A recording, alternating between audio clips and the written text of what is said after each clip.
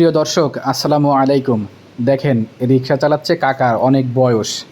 আসলে ওনার সাথে গল্প করলাম। উনি বলল যে যে ক্যামেরা করার দরকার নাই, শুধু শোনেন। আসলে ওনার সাথে আমি অনেক আড্ডা দিলাম, কথা বললাম, অনেক কিছু আমার সাথে শেয়ার করলো। ওনার বয়স অনেক। ওনার দুইটা মাত্র মেয়ে, কোনো ছেলে সন্তান নাই। বাসায় কিন্তু আয় রোজগার উনি নিজেই রিক্সা চালিয়ে ব্যবস্থা করে, মানে ইনকাম কিন্তু তার শুধু রিক্সা চালানো। কিন্তু তার আল্লাহর উপর ভরসা এবং আল্লাহর উপর বিশ্বাস অনেক। সে মনে করে যে আল্লাহ তাআলা যা দিছে এটাই আলহামদুলিল্লাহ, আমার রিজিকের মালিক আল্লাহ। আসলে এরকম আত্মবিশ্বাস সবারই হওয়া দরকার, শুধু ওনার জন্য না। এই ভিডিওটা এই জন্য করলাম যে আসলে ওনার আত্মবিশ্বাসটা কতটুকু। উনি বলছে যে আমার বয়স শেষ, তাতে কি, আমার দুইটা মেয়েকে বিয়ে দিছি, ভালো জায়গায় আছে, তারা ভালো আছে, আমরা দুজন আছি, খুব শান্তিতে আছি, তারা আমাদের দেখাশোনা করে। আমি রিক্সা চালাই, খাই। কিন্তু দেখছেন ওনার মুখে কত বড় দাড়ি, তারপরে মাথায় টুপি, উনি কিন্তু নামাজ কালাম পড়ে।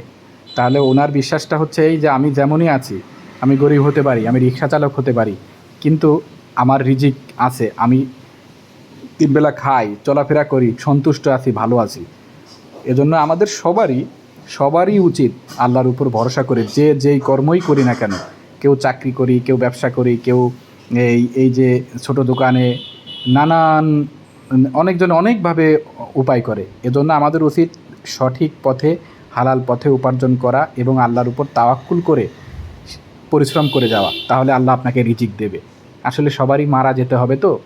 কাকার কথায় এইটুকুই বুঝলাম, আত্মবিশ্বাসটা কাকার অনেক, যে আমাকে মারা যেতে হবে, আমার হিসাব নেবে আল্লাহ।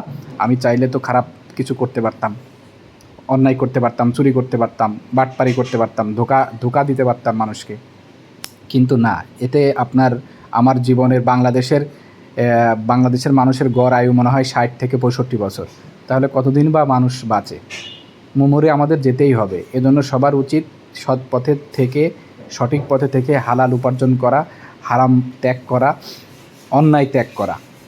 এই ভিডিওটার মাধ্যমে আপনাদের কাছে আমি একটা মেসেজ দিলাম যে সবসময় যে কোনো পরিস্থিতিতে, যে কোনো বিপদে আপদে আল্লাহর উপর ভরসা করো, আল্লাহর উপর তাওয়াক্কুল করেন। শুধু বিপদে আপদে না, আপনি যখন খুশি হবেন, আপনি যখন একটা কিছু পাবেন আল্লাহর কাছ থেকে, সবই তো আল্লাহ দেয়।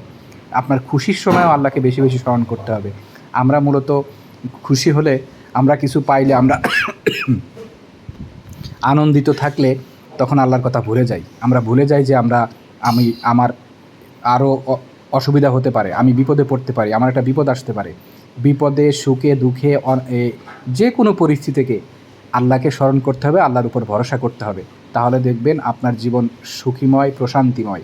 আমরা সবাই যদি সত্যি আল্লাহর উপর ভরসা করতে পারি, মন থেকে আল্লাহকে বিশ্বাস করতে পারি যে আল্লাহ আমাকে দিবে আল্লাহর কাছে চাইলে, তাহলে অবশ্যই আল্লাহ আপনাকে দিবে। আপনি আল্লাহর কাছে চাওয়ার মতো চাইলে অবশ্যই পাবেন।